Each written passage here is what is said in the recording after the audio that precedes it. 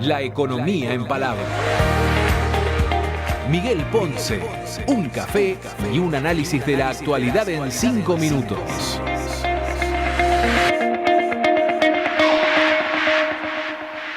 Y ahí está mi amigo personal, el señor Miguel Ponce. ¿Cómo le va?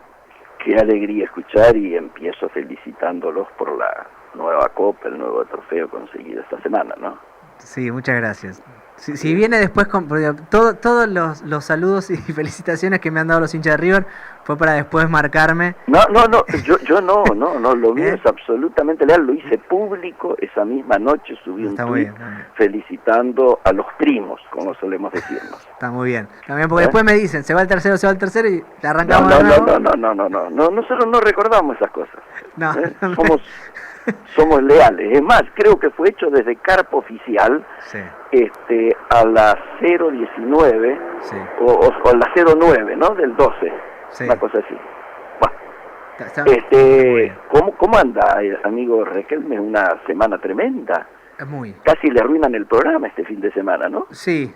O no le dan posibilidades de armarlo con tiempo conveniente. Ayer casi se produce otro volantazo. Sí.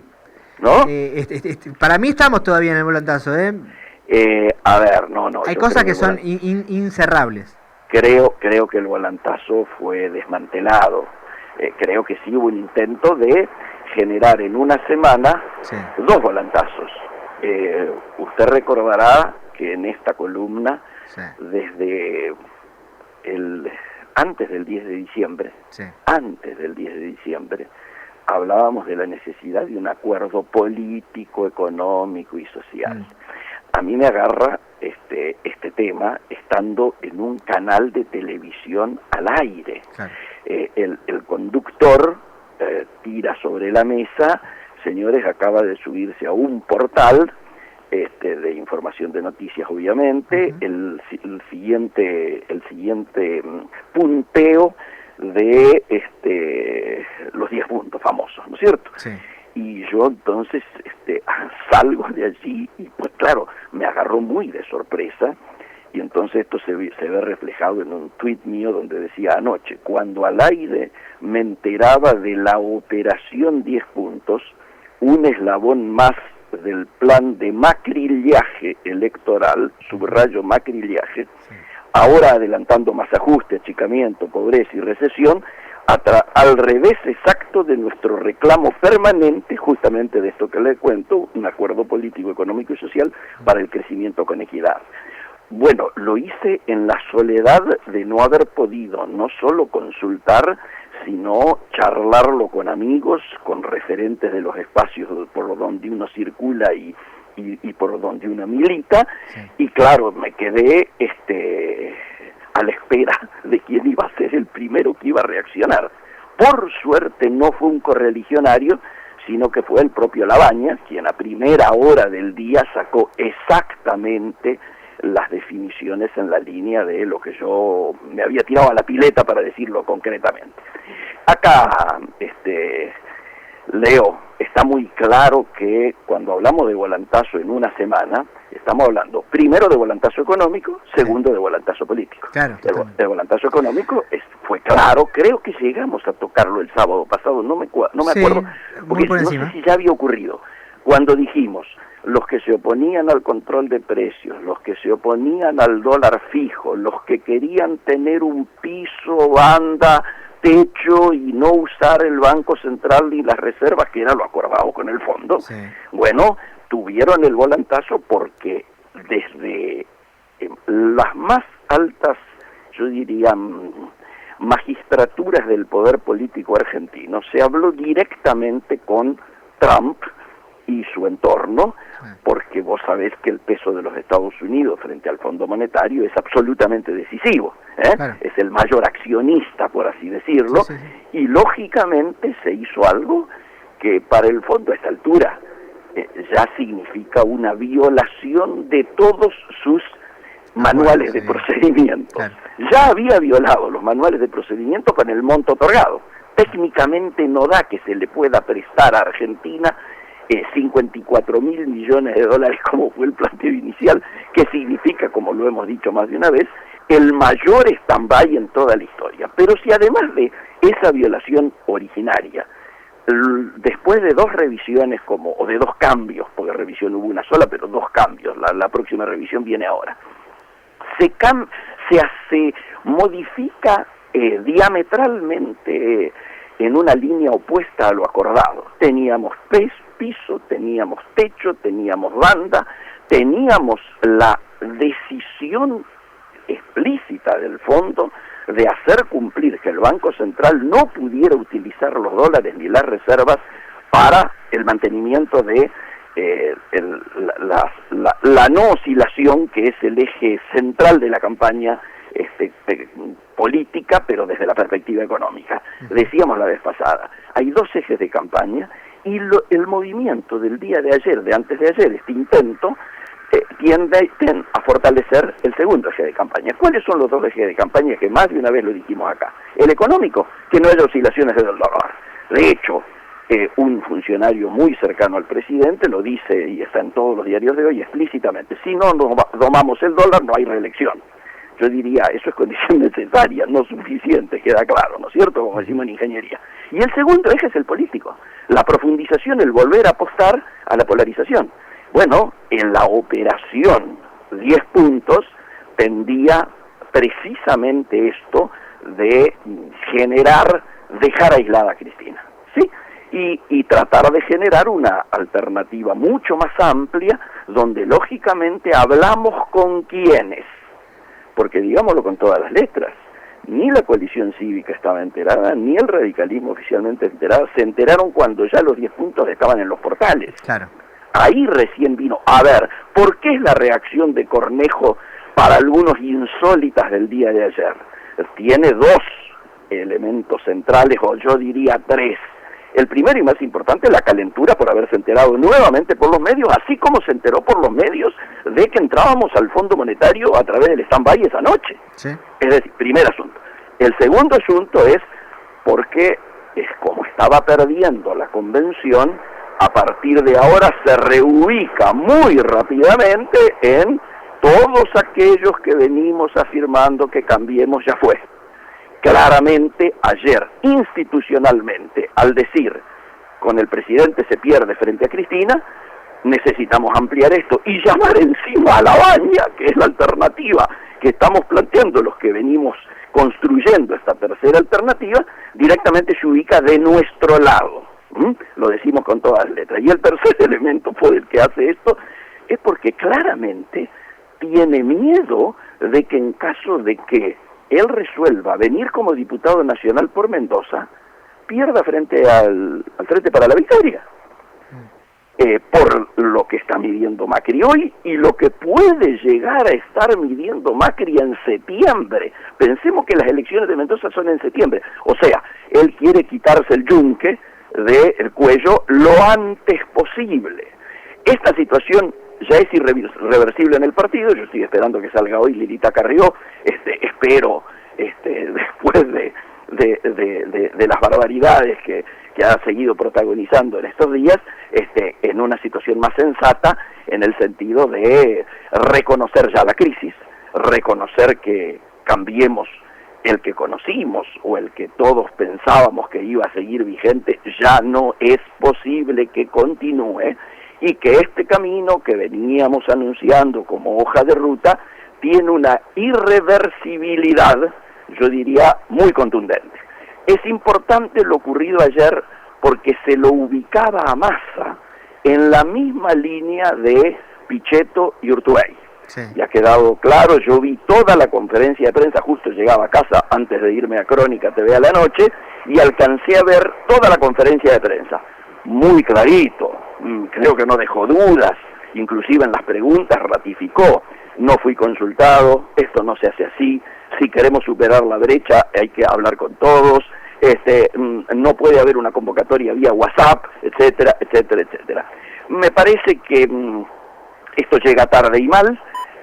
Me parece muy legítimo que algunos de los representantes del empresariado se sientan, digamos, interpretados en esto. Creo que lógicamente el empresariado necesita que haya previsibilidad en los mercados de aquí en adelante, gane quien gane, previsibilidad que no han tenido, pero que es muy lindo ver cómo las palabras mueren ante los hechos. ¿Por qué? Porque a una semana de haber lanzado el plan de precios, ¿para qué? Para frenar la inflación, en el día de ayer todas las consultoras dan el REM de un piso de 40% para el año. Repito, sí.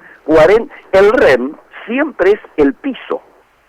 Yo estoy pensando, cuando a mí mis clientes me preguntan, yo digo, señores, alrededor del 45 para el año, si es que no hay ningún tipo de corrido a barquinazo. 45 sería hoy, si yo hoy tuviera que firmar en cuanto cierra la inflación del año, digo 45.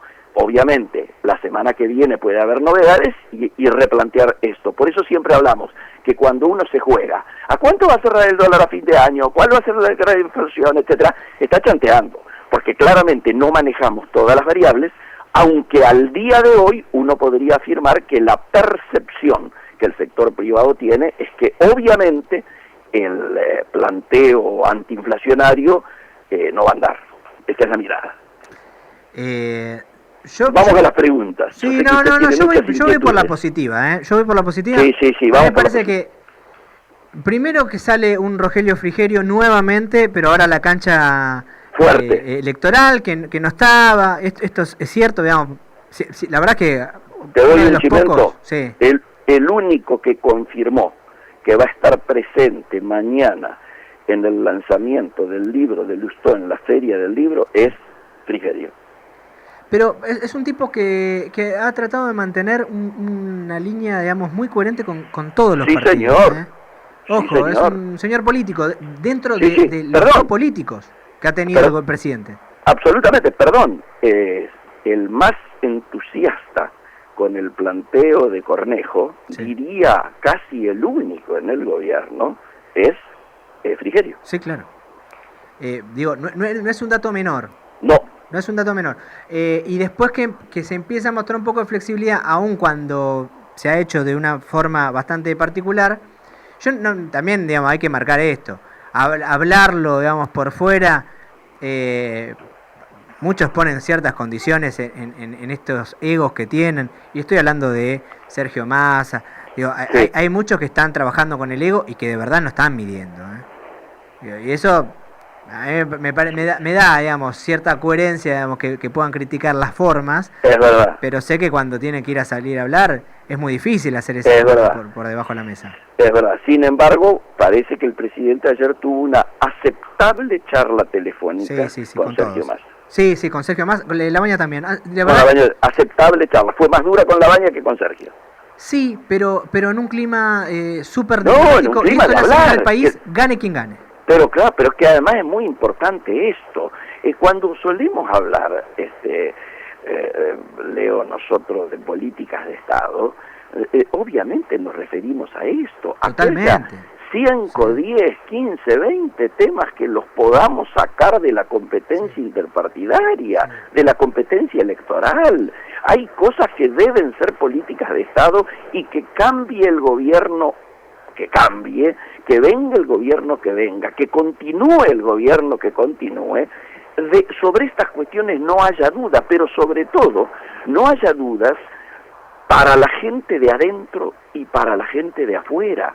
El problema es que justamente esto se larga cuando la confiabilidad está en el punto más bajo. Este es el asunto. Totalmente. El gran momento para haberlo hecho era antes de asumir, o ¿Qué hubo un intento con el viaje a Davos? Puede haber ganado el medio término. Claro, hubo un intento con el viaje a Davos con Massa, pero quedó en la nada, y de verdad que después se han cerrado, y lo hemos hablado acá, que no era Cambiemos, que era el PRO.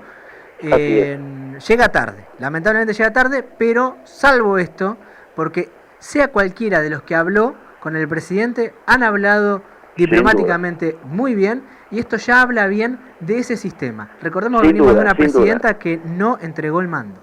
Sin duda. Y yo creo que lógicamente implica comenzar a mirar que algunos grados de sensatez empiezan a apoderarse de la dirigencia argentina, a lo mejor no producto de una mirada de estadista, sino producto de la necesidad y de la profundidad de la crisis. Se empieza a tomar conciencia del nivel de profundidad de la crisis, que los números lo van diciendo, pero que la percepción de la dirigencia, con esta mediocridad que tantas veces hemos analizado aquí, todavía no había hecho manifiesta como en las últimas horas. Creo que lo de las últimas horas es inclusive hasta un buen indicio, como toda planteo de diálogo, que eso es la política a fin de cuentas, como toda posibilidad de acordar que a fin de cuentas eso es el secreto de la política, de que vendrían en términos políticos tiempos mejores a futuro. Yo confío, por eso miro, si bien lógicamente doy por desbaratada la situación, yo miro con un cierto optimismo este avance en la toma de conciencia de la dirigencia argentina de la necesidad que ya a esta altura, después de haberlo escuchado a Marquitos Peña y a Durán Barba despreciar este tipo de alternativas, paradójicamente a esta altura ya nadie las discute. Tal cual, tal cual. Miguel, lindo café como siempre. Sí, muy bien.